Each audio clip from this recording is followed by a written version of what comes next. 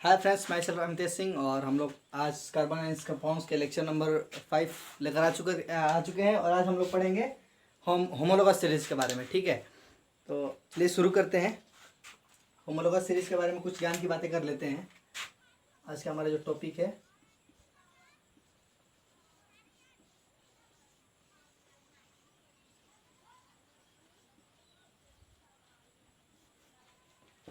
Homologous series. अब इसके name में ही हम लोग देख सकते हैं, हर चीज़ का नाम ही उसका सब कुछ बता देता है।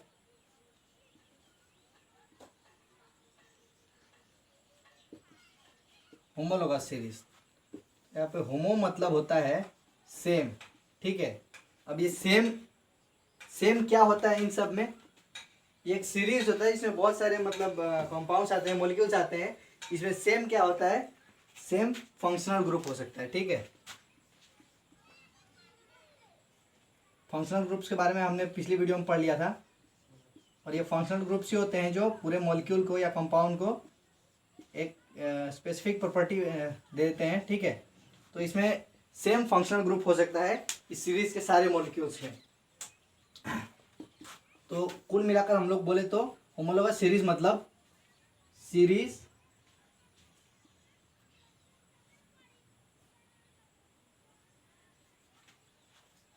Having molecules with similar properties. हाँ वही सीरीज हैविंग सिमिलरिटीज।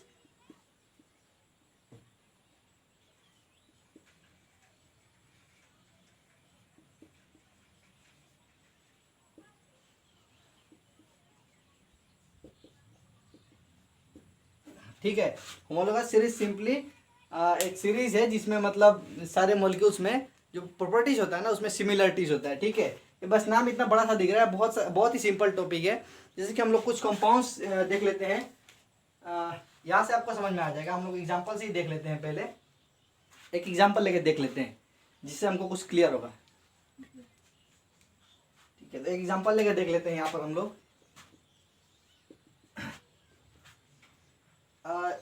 जैसे कि हम लोगों ने नोमेनक्लेचर में पढ़ा था अल्केन्स के बारे में। ठीक है, सबसे सिंपलेस्ट हाइड्रोकार्बन मीथेन, इससे हम लोगों ने ये बॉन्ड को दर्शाया। ठीक है, ये हाइड्रोजन वाला। ठीक है, हाइड्रोजन नहीं लिखेंगे फिर भी चल जाएगा, ये खाली बॉन्ड का मतलब हाइड्रोजन। तो ये हमारा मीथेन का स्ट्रक्चर हो गया। ऐसे ही हम इथेन का स्ट्रक्चर बना दे। कार्बन मैक्सिमम 4 बॉन्ड्स बना सकता है। प्रोपेन का ऐसे ही हम लोग बना सकते हैं, मीथेन इथेन प्रोपेन, और ऐसे ही ब्यूटेन। ये मैंने 4 कंपाउंड्स बना दिए। ठीक है, कार्बन और हाइड्रोजन के। तो ये एक सीरीज बन गया 4 कंपाउंड्स का।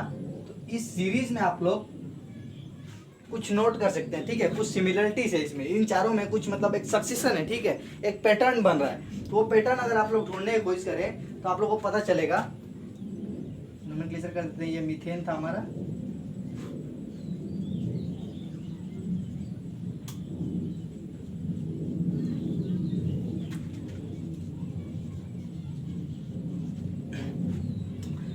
तो इसमें आप अगर आप कुछ सिमिलरिटीज ढूंढने की कोशिश करें तो आपको यहाँ पे दिखेगा, इसमें एक कार्बन था और 4 हाइड्रोजन था। ठीक है, इसका स्ट्रक्चरल ये फॉर्मूला था CH4। ठीक है, और इसमें आप देखेंगे तो C2H6। ठीक है, वैसे ही इसमें C3H8, C4H10। ठीक है, C4H10, C3H8। तो अभी आप इसमें अगर पैटर्न देखने की कोशिश करें तो यहाँ से यहाँ जाने पर इसमें एक कार्बन का एटम जो है वो बढ़ गया, और हाइड्रोजन के कितने 2 एटम बढ़ गए। ठीक है, तो CH2 जुड़ गया इसमें। ठीक है, इसमें अगर प्लस CH2 कर दिया हम लोग तो ये मिल जाएगा। वैसे यहाँ पर भी अगर आप ऑब्जर्व करने की कोशिश करें तो कार्बन 2 से 3 हो गया, तो एक कार्बन और हाइड्रोजन 6 से 8 हो गया, तो हाइड्रोजन भी 2 जुड़ गया। ठीक है, प्लस CH2, यहाँ पे भी प्लस CH2। ठीक है, तो यहाँ पर आप देख रहे हैं कि बस CH2 का डिफरेंस आ रहा है। ठीक है, तो इसमें जो है कॉमन डिफरेंस है वो सेम रह जा रहा है। हाँ, तो इसमें अगर आप देखें सारा ये अल्केन्स है, तो इसका सारा का जनरल फॉर्मूला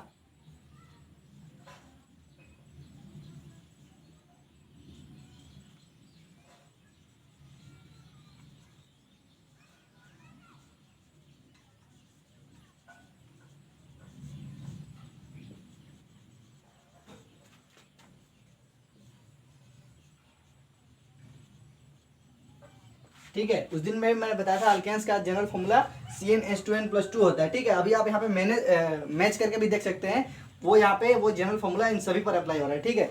CnH2n+2 और यहाँ पे एक कॉमन डिफरेंस हो रहा है, अभी हमने कैलकुलेट भी किया था वो, ये कॉमन डिफरेंस CH2 का हो रहा है, जो हर मॉलिक्यूल में CH2 जुड़ते जा रहा है, ठीक है। ये CH2 का कॉमन डिफरेंस हो रहा है। तो आप यहाँ पे देख सकते हैं कि इसमें एक जनरल फॉर्मूला है सारे कंपाउंड्स का, जो सभी पे अप्लाई हो रहा है, सभी उसको फॉलो कर रहे हैं और सभी में कॉमन डिफरेंस CH2 का है, मतलब सक्सेशन में, ठीक है। ऐसा नहीं है कि मतलब इन दोनों के बीच कुछ ज़्यादा का डिफरेंस हो गया है और इन दोनों में CH2 का, सभी में ही मतलब एक सक्सेशन है। और लास्ट वाले से उसका अगला वाला CH2 से डिफरेंस, मतलब एक कॉमन डिफरेंस उसके बीच, ठीक है, CH2 का। तो यही होता है होमोलॉगस सीरीज, जिसमें एक जनरल फॉर्मूला हो और उसमें CH2 या मतलब कोई एक कॉमन डिफरेंस हो, ठीक है।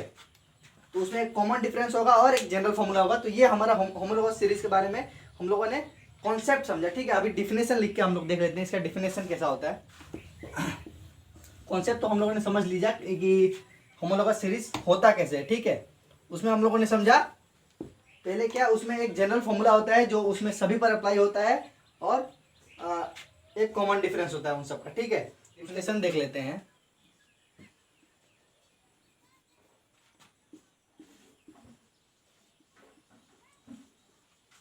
Compounds with same general formula, ठीक है, ये नोट कीजिएगा यहाँ पे जनरल फॉर्मूला, ठीक है। जैसे कि मैंने अल्केन्स के लिए बताया था CnH2n+2, अल्कीन्स के लिए CnH2n, वैसा वाला ये जनरल फॉर्मूला, ठीक है। Same general formula but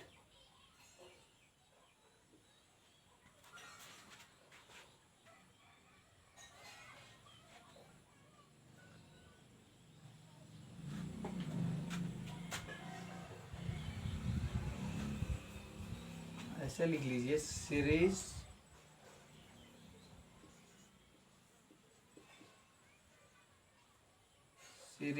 in which compounds have same general formula but different molecular formula,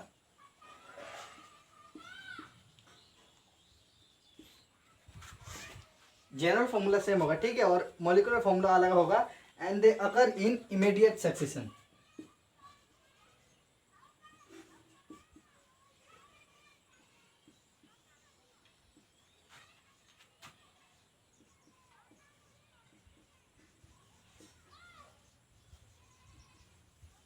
immediate succession से हमारा यहाँ मतलब है कि जो पैटर्न बना रहे हैं वो लोग, उसमें से एक भी कैरेक्टर जो है मिस नहीं होना चाहिए, ठीक है। जो पैटर्न बन रहा है उसमें सारा कैरेक्टर वन आफ्टर वन आना चाहिए। तो इमीडिएट सक्सेशन में होंगे are known as homologous series, या हाँ, series in which compounds have same general formula but different molecular formula and they occur in immediate succession is known as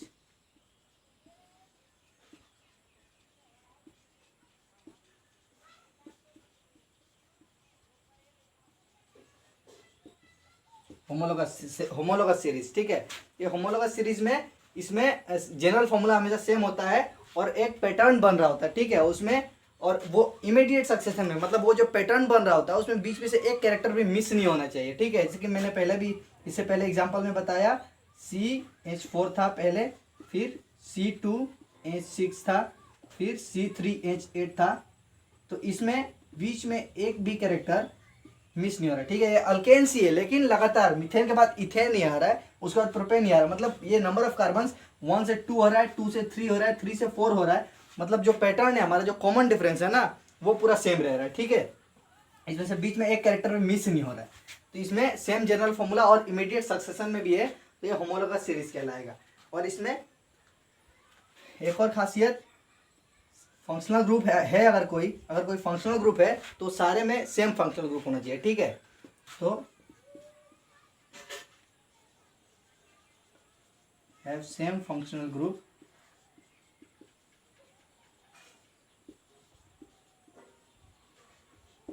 ये functional group सभी में सेम होता है और ये सक्सेशन में होता है, ये तो हमने देख ही लिया। इसमें important points, general formula same होना चाहिए और डिफरेंट मॉलिक्यूलर फॉर्मूला होगा और इमीडिएट सक्सेशन में होता है वो सब। ये मेन पॉइंट्स है और ये सेम फंक्शनल ग्रुप अगर कोई फंक्शनल ग्रुप है तो। ठीक है, तो इतना हम लोगों ने जान लिया होमोलोगस सीरीज के डिफिनेशन के बारे में और उसके पहले हम लोगों ने समझा भी। ठीक है, तो अभी इनके प्रॉपर्टीज के बारे में कुछ जान लेते हैं। इनका प्रॉपर्टीज में कुछ अगर सीरीज के जितने भी मॉलिक्यूल्स है, जितने मेंबर्स है, उसमें प्रॉपर्टीज में क्या सिमिलरिटीज और डिफरेंस हो सकता है। तो अगर आपको लगता है कि इसमें फंक्शनल ग्रुप सेम है तो प्रॉपर्टीज भी सेम रहेगा, तो ऐसा नहीं होता है। ठीक है, इसमें कुछ डिफरेंस भी आता है, सिमिलरिटीज भी होता है लेकिन कुछ डिफरेंस भी आता है। तो क्या क्या डिफरेंस आता है वो भी देख लेते हैं। तो जो इसका प्रॉपर्टीज है,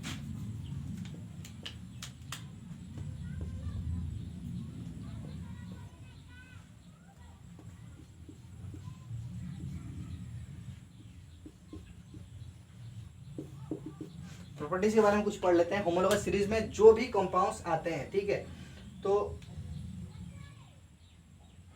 ये देखिए होमोलोगस सीरीज में जैसे कि हम लोगों ने पढ़ा अभी कि सेम फंक्शनल ग्रुप्स होता है। ठीक है, तो हम लोगों ने पढ़ा था कि फंक्शनल ग्रुप्स एक कैरेक्टरिस्टिक प्रॉपर्टी देता है किसी भी कंपाउंड या मॉलिक्यूल को।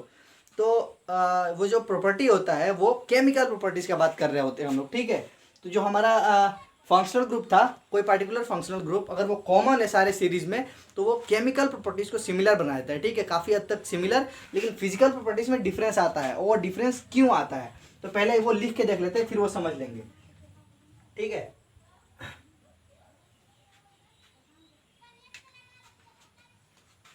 कुछ नोट्स बना लेते हैं।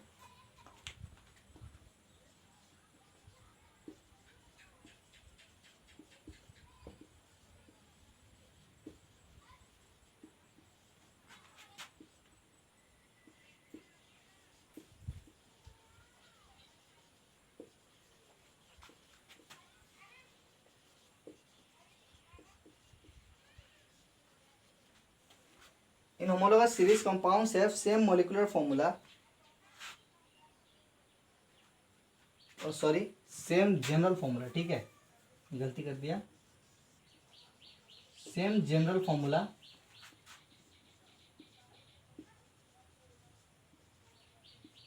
But they differ in properties.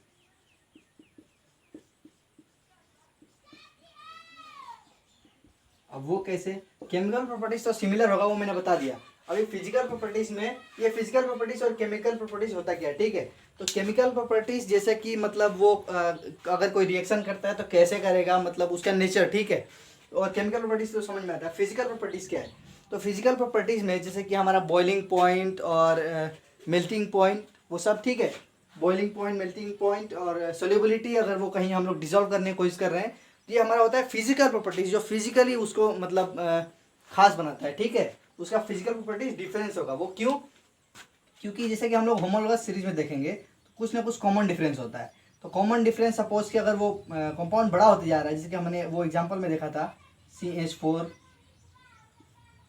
ऐसे करते करते C2H6, C3H8, ऐसे हो रहा है। ठीक है, इसमें हम लोगों ने कोई फंक्शनल ग्रुप नहीं रखा था। हम लोग एक ऐसे कुछ हटा के हम लोग यहाँ फंक्शनल ग्रुप भी ऐड कर सकते हैं। ठीक है, फंक्शनल ग्रुप इसमें हमने नहीं रखा है, बहुत सिंपल रखा है इस कंपाउंड को हमने। ठीक है, तो इसमें देख लीजिए C3H8, ऐसे करते करते अगर ये पहुंच गया C10H22, ये इसी सीरीज का एक मेंबर होगा। ठीक है, अगर ऐसे करते जाए तो ये अल्केन्स का ही है।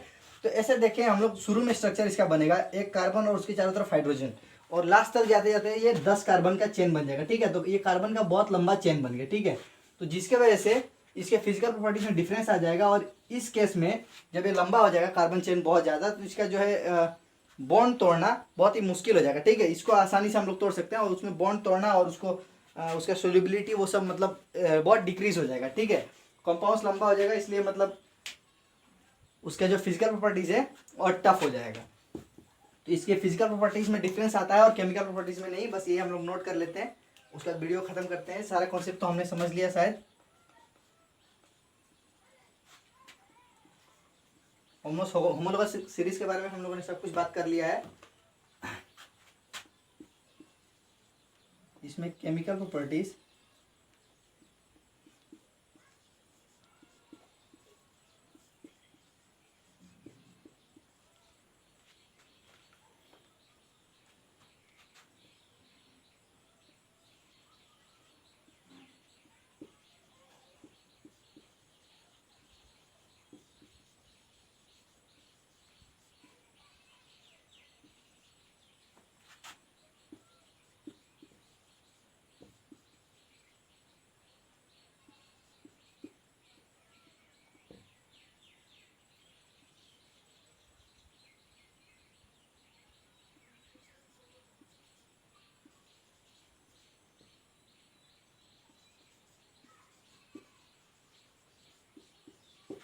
ठीक है। केमिकल प्रॉपर्टीज सिमिलर होता है क्योंकि वो फंक्शनल ग्रुप से डिपेंड करता है, लेकिन फिजिकल प्रॉपर्टीज जो है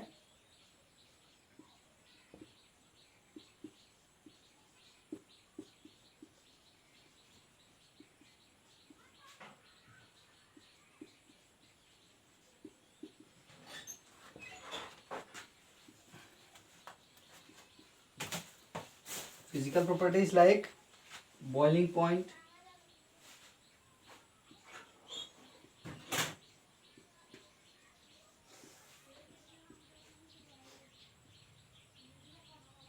melting point,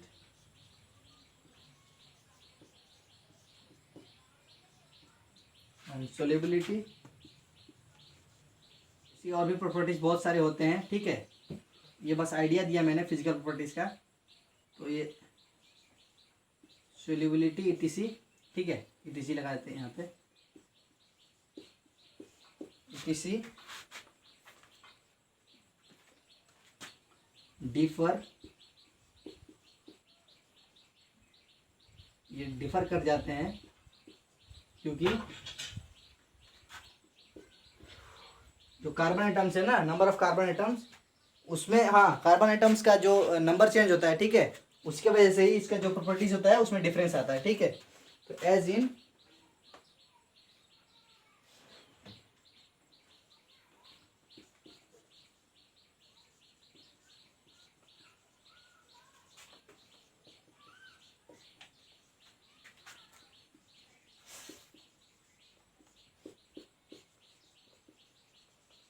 तो ये हो गया आपके नोट्स के लिए, ठीक है।